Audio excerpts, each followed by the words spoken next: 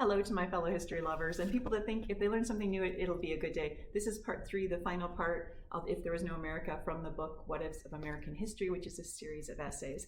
So this is the same essay, part 3, where the author says if this guy, William Pitt, had stayed in power, things would have turned out very differently and there wouldn't be a United States.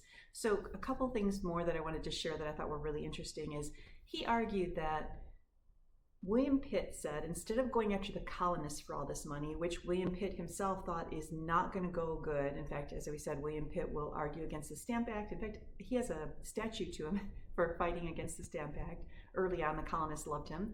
And he was saying, let's go after the East India Company because it's rife with corruption. And if the government were to take on the debts, sort of restructure it, clean it up, that the profits coming in would help pay this war debt and not have to go to war basically with the colonists. Second, he was apparently quite good friends with Ben Franklin, or I don't know if they're good friends, but Ben Franklin admired him a lot.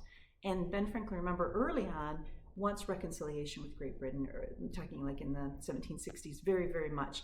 And that if William Pitt had stayed in power, then Ben Franklin might have pushed even harder, let's just try to make this thing work, instead of eventually coming back and saying, you know, it's a lost cause, we're going to end up going to war. But where the author sees this whole thing play out, which was interesting. So let's say there's no United States. Let's say we're all happily a colony of Great Britain. These were some of the things he thought would flow from that.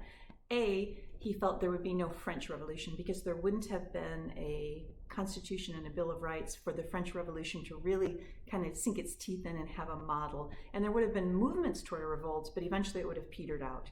And as a result, though, he said that he felt that the French getting close to a revolution would say, pull back and think, the only way to stay, solid is to do a constitutional monarchy like they have in Britain, and therefore the French king and queen, rather than being beheaded, would have ceded some of their authority, and also that as a result there would be no Napoleon because there's no revolution and no Napoleonic wars.